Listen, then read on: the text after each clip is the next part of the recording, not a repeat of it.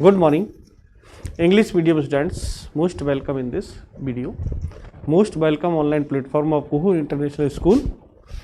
देखिए बेटा, last video में हम बात कर रहे थे acid rain. What is acid rain? Acid rain अम्लीय वर्षा. क्या है अम्लीय वर्षा? PH value of less than 5.6 is called acid water.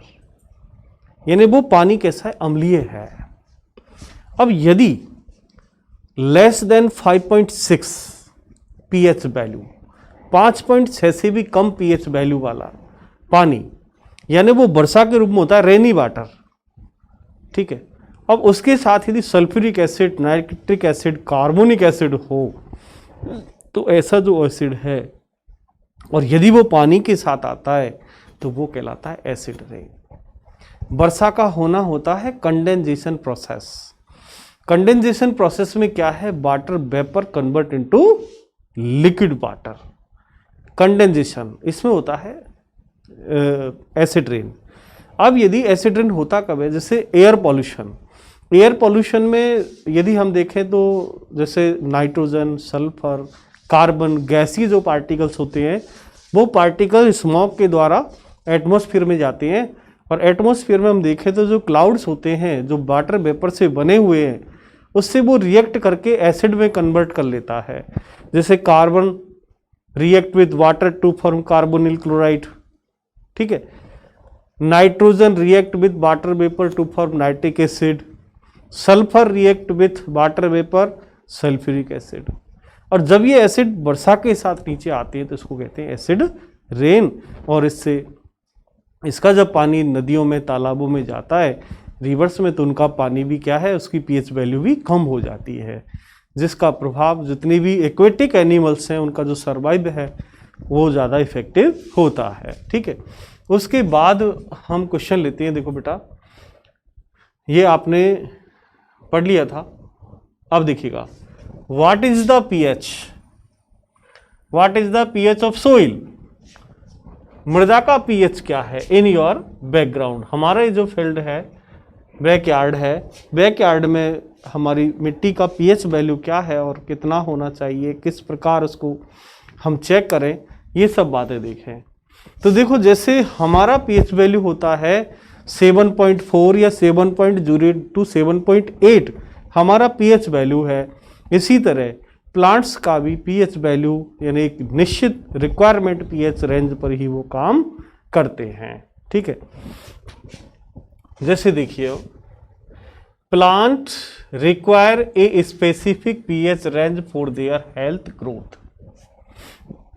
जो पादप होते हैं उनको भी एक निश्चित एक पीएच रेंज की आवश्यकता होती है फॉर देयर हेल्थ ग्रोथ, उनकी स्वस्थ वृद्धि के लिए, ताकि वो इजीली सेल डिवीजन करें और उनकी ग्रोथ होती रहे. उसके लिए क्या चाहिए उनको? Specific pH range. एक विशेष पीएच पर ही वो हेल्थी ग्रोथ करते हैं. To find out the pH requirement for the healthy growth of a plant you can collect the soil. देखिएगा, to find out the pH requirement, हमें उसकी पीएच जो आवश्यक है, रिक्वायरमेंट है. हेल्दी ग्रोन ऑफ प्लांट, पादप की वृद्धि के लिए जो हेल्दी पीएच आवश्यक है. You can collect the soil, उसके लिए हम क्या करेंगे? मिट्टी इकट्ठी करेंगे. You can collect the soil from various places, अलग अलग जगह से हम मिट्टी को इकट्ठा करेंगे. यू कैन कलेक्ट, हम इकट्ठी कर सकते हैं, द सोइल, मिट्टी को, फ्रॉम वेरियस प्लेस, विभिन्न स्थानों से. And check the pH in the manner describe below in activity. यदि हम देखें तो मृदा की पीएच जांच करने के लिए हम विभिन्न प्रकार के यानी वेरियस प्लेस से हम उसको कलेक्ट करेंगे और उसका पीएच जांच करेंगे. ठीक है. You can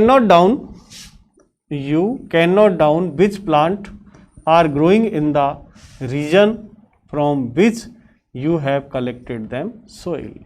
You cannot down यानी हम, यानी एक तरह से you can note down which plant are growing in the region from which you have collected the soil.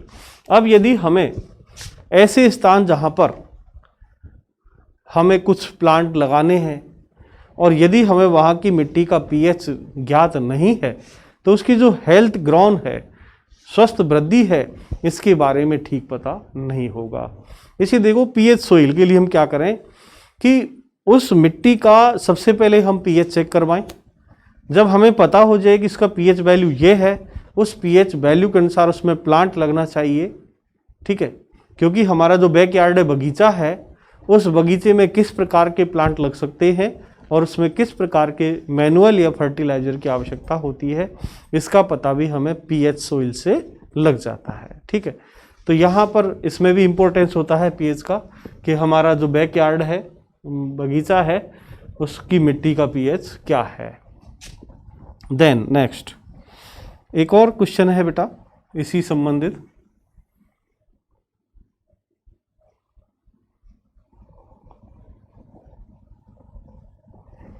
देखिए,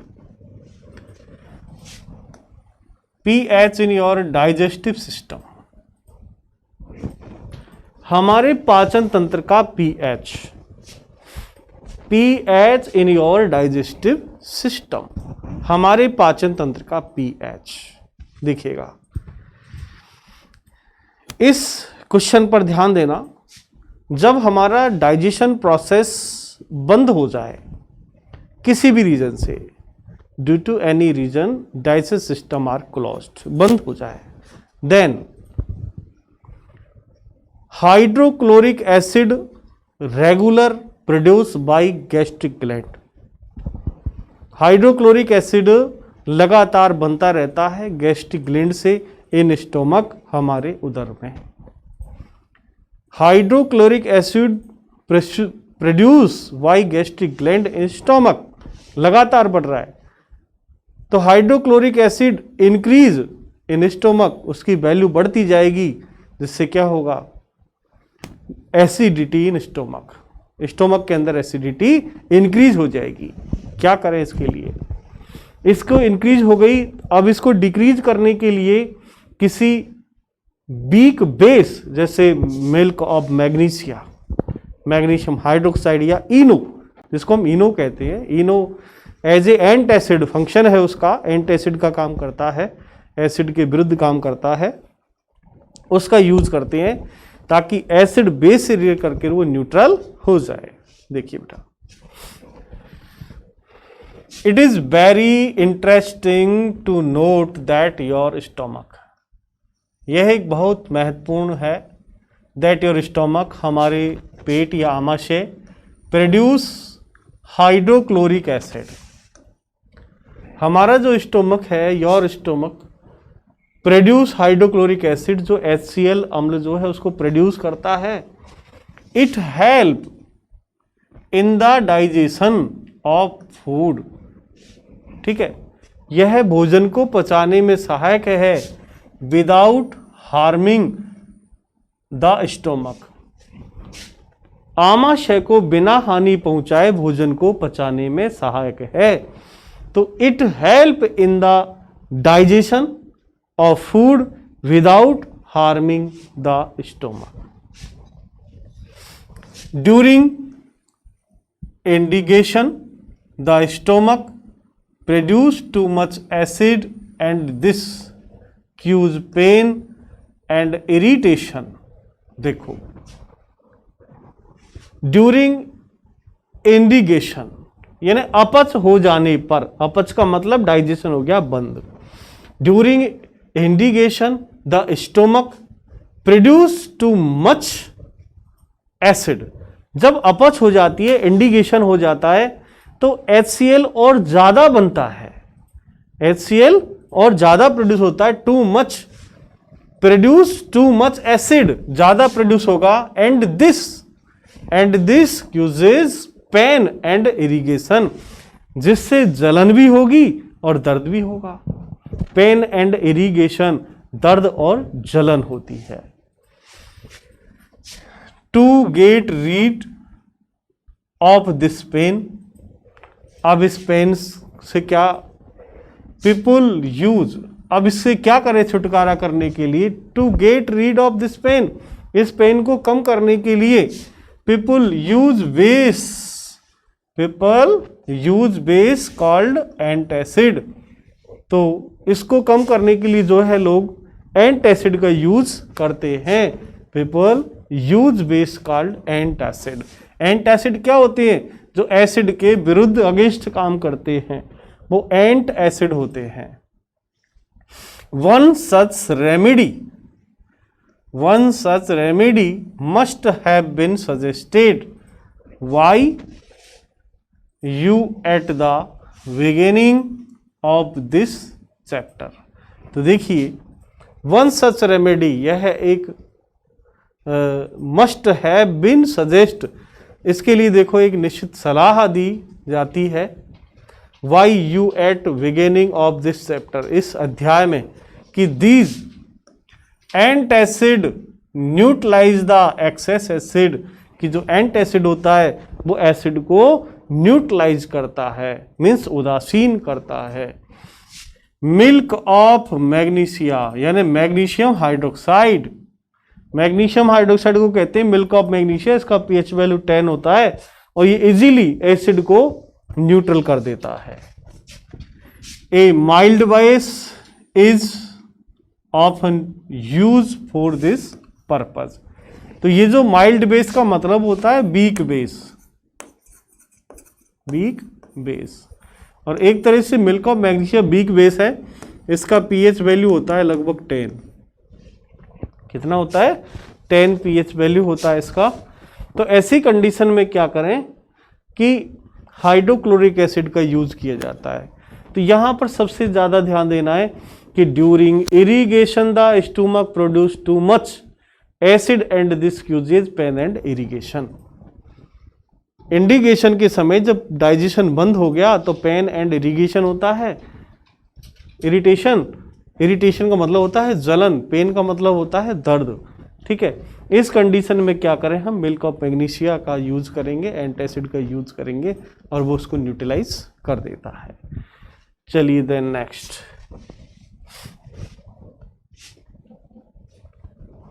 क्वेश्चन हम लेते हैं। देखो बेटा, एक क्वेश्चन ये था, एक ये जितने भी क्वेश्चन है सब किसके चल रहे हैं, importance of pH in everyday life, दैनिक जीवन में पीएच का महत्व, importance of pH in daily या एवरीडे लाइफ, उसमें चल रहे हैं। यहां देखिए बेटा, pH change as the cause of tooth decay, ठीक है।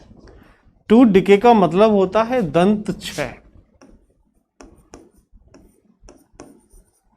दांतों का क्षय, ठीक है।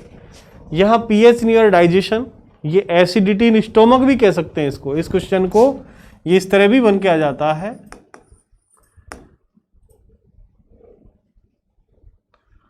एसिडिटी, यानी what do you mean acidity in stomach, ठीक है।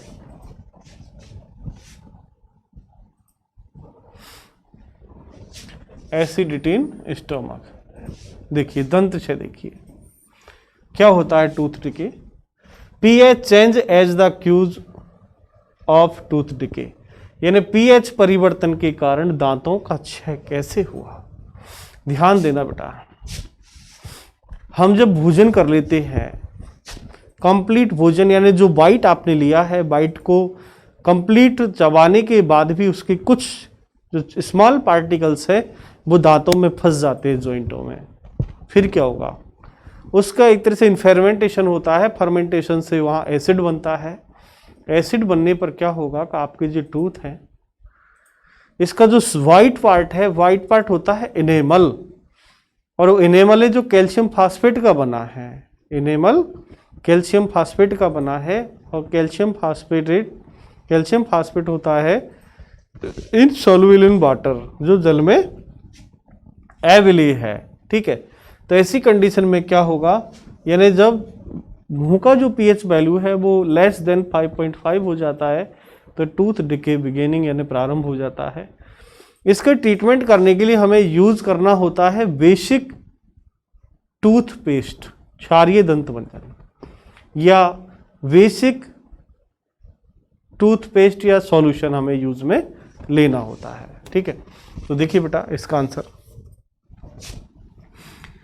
Tooth decay start when the pH of the mouth is lower than 5.5। जब मुंह का pH मान 5.5 से लोअर देन कम हो जाए तो टूथ डिके स्टार्ट हो जाता है। टूथ डिके स्टार्ट, दांतों का क्षय होना या नष्ट होना प्रारंभ होता है when the pH of the mouth is lower than 5.5। ठीक है, tooth decay start when the pH of the mouth is lower than 5.5। मुंह का pH मान 5.5 से कम हो जाने पर टूथ डिके स्टार्ट हो जाता है। टूथ इनेमल, अब जो व्हाइट पार्ट है दांतों का वो क्या कहलाता है? Enamel. Tooth enamel made up of calcium hydroxyapatite या a crystal from calcium phosphate. ठीक है, ये जो चाहे आप तो ये ध्यान रखो, इसको याद रखना, यहां से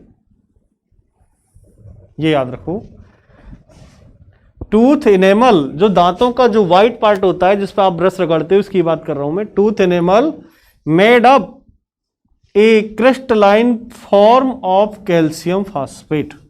ठीक है, इसको चाहे आप हटा देना, इसको मत लिखना कैल्शियम हाइड्रोक्सीपिरेट, इसको मत लिखना क्योंकि हमें डायरेक्ट हम केमिकल का नाम जानते हैं। हमारे जो दांत है वो कैल्शियम फास्फेट के बने हैं। ठीक है, made up A crystalline form of calcium phosphate is the hardest substance in the body, और यह हमारे शरीर का हार्डेस्ट सबस्टेंस है, कठोर भाग है। दांत हमारी बॉडी का कैसा? Hardest part. तो enamel is the hardest substance in the body. It does not dissolve in water, जो जल में घुलता नहीं है। It does not dissolve in water, जल में घुलता नहीं है। What it corroded when the pH in the mouth is below 5.5। लेकिन जब मुंह की pH वैल्यू 5.5 से कम हो जाती है तो bacteria present in the mouth produce the acid by degradation of sugar and food particles remaining in the mouth after eating. तो देखिए, भोजन करने के बाद मुंह में जो छोटे छोटे पार्टिकल्स, चाहे वो शुगर के हों या आपके भोजन के जो पार्ट है वो शेष रह जाते हैं, तो वो फर्मेंटेशन के द्वारा यानी सड़ करके और वो एसिड बनाते हैं। क्या बनाते हैं? एसिड। बैक्टीरिया प्रेजेंट, जो बैक्टीरिया है प्रेजेंट इन द माउथ, मुंह में उपस्थित है, प्रोड्यूस एसिड, एसिड प्रोड्यूस करते हैं। ठीक है, द बेस्ट वे, अब इसको रोकने के लिए क्या करें? The best way to prevent this is to clean the mouth after eating food using toothpaste which are generally basic. For cleaning the teeth can neutralize the excess acid and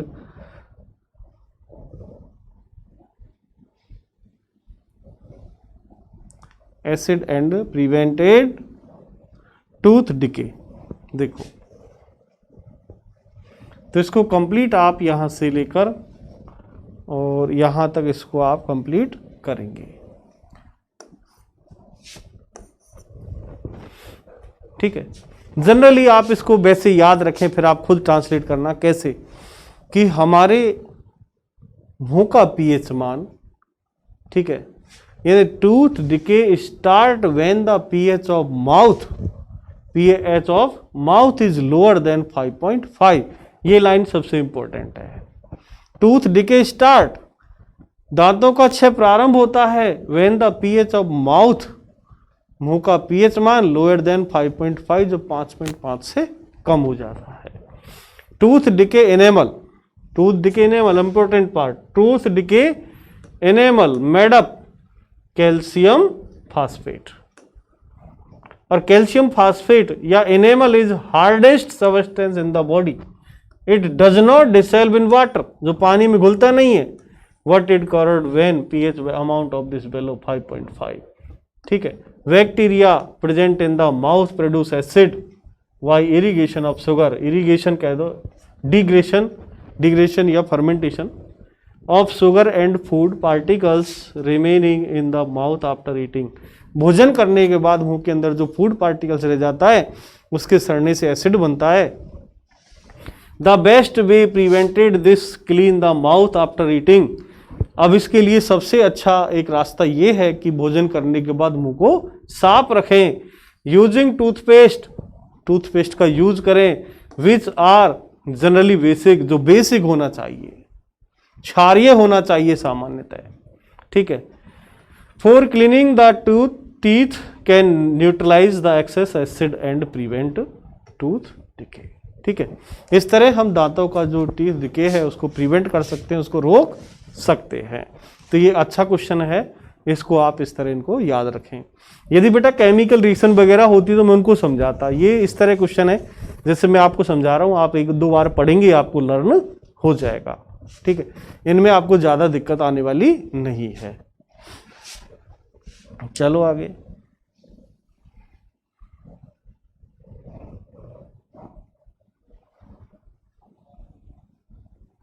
देखिए अगला question है self defence bye animal and plant through a chemical warfare.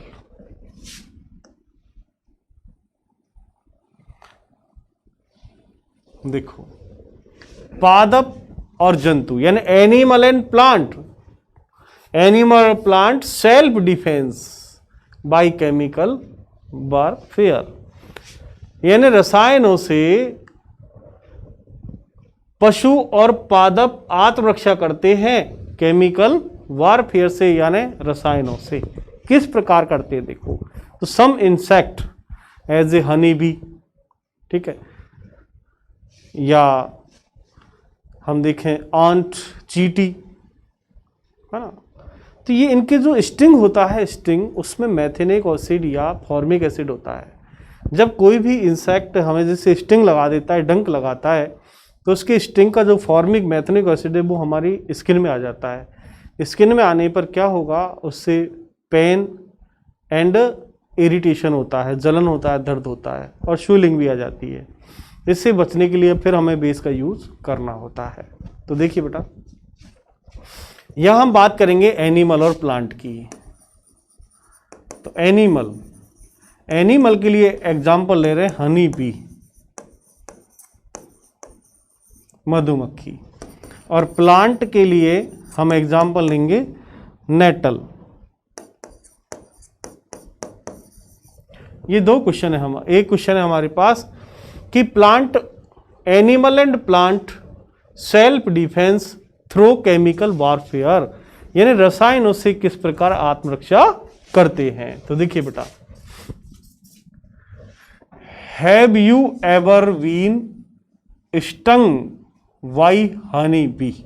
देखिए, जब कभी मधुमक्खी का डंक लग जाता है, bee sting leaves an acid which cause pain and irritation.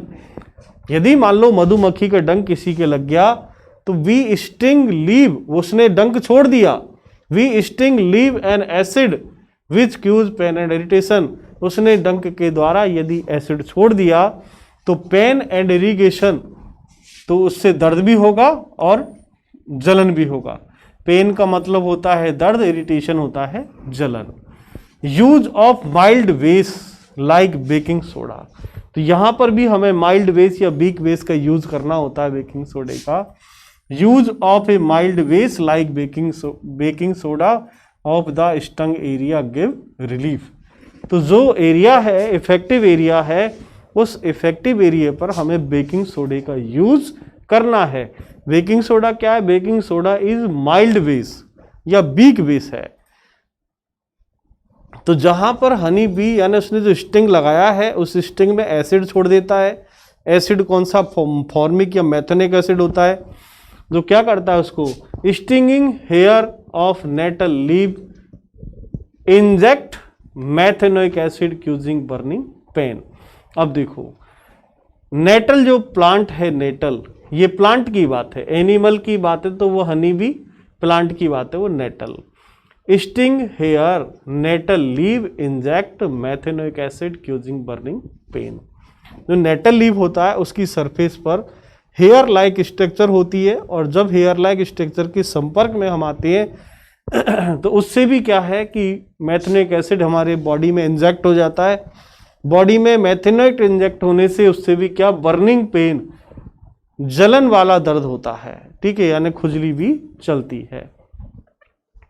तो अब इसका ट्रीटमेंट क्या करें? इसका ट्रीटमेंट करने के लिए देखो, एक प्लांट है नेटल, देखो,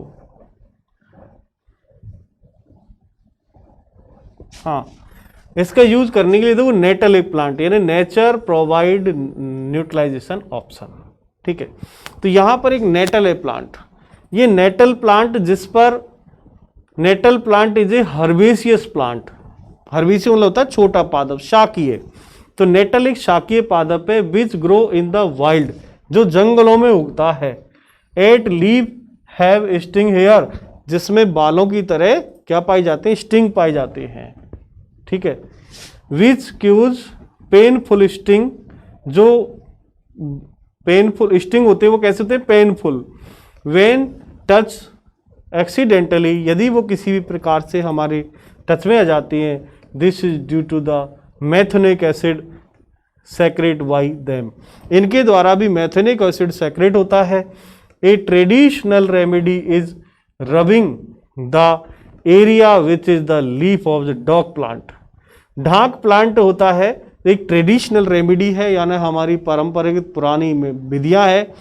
जैसे आपने देखा जंगलों में जो भेड़ रूखड़ी वगैरह होती है, इसी तरह जंगलों में ये डाक प्लांट है, डाक प्लांट। डाक प्लांट की पत्तियों को रगड़कर उस स्थान पर लगाने से, यानी ए ट्रेडिशनल रेमेडीज रबिंग, रबिंग मतलब रगड़ना, रगड़ करके और हम उस जगह क्या है उसको एक तरह से न्यूट्रलाइज करते हैं। Which often grow beside the nettle in the wild, जंगल में जहां नेटल होता है उसी के आसपास ये प्लांट उगता है। Can you guess the nature of the dock plant, ठीक है। So next time you know what to look, अगली बार हमें ध्यान देना है, look out for your accidental touch a nettle plant while taking. तो जब भी हमें दोबारा देखना है या दोबारा ध्यान देना है, ऐसे जो प्लांट होते हैं उनसे हम थोड़ा एक तरह से केयरफुली रहें। आर यू अवेयर, और हमें जागरूक रहना है, of any other effective traditional remedy for such sting, और भी हम इसके एक तरह से इफेक्ट को दूर करने के लिए और ट्रेडिशनल मेथड काम ले सकते हैं, ठीक है। तो आज की वीडियो में आपको मैं यहाँ तक ही बताऊँगा, नेक्स्ट वीडियो के लिए आप इंतज़ार करेंगे कल का। और आप यहाँ पर देखें, जैसे मैंने एस्ट्रीन स्टोमक या टूथ डिके या हम एसिड रेन, ऐसे विभिन्न क्वेश्चन आपको आज एक्सप्लेन किए। एंड नेटल पादप क्या है, इसके बारे में किस प्रकार को न्यूट्रलाइज करते हैं। ये जो प्लांट है इस पर ऐसे हेयर लाइक स्टिंग होते हैं, जब इनके संपर्क में आते हैं तो इसके अंदर क्या है, मैथेनिक एसिड होता है। मैथेनिक एसिड बॉडी में इंजेक्ट हो जाता है, जिससे क्या है कि बर्निंग पेन होता है, ठीक है। तो इस तरह देखिए आज के वीडियो में आपसे मैंने इसके बारे में बात किया। नेक्स्ट वीडियो में आपको नेक्स्ट क्वेश्चन के साथ फिर मिलूंगा। Thank you very much.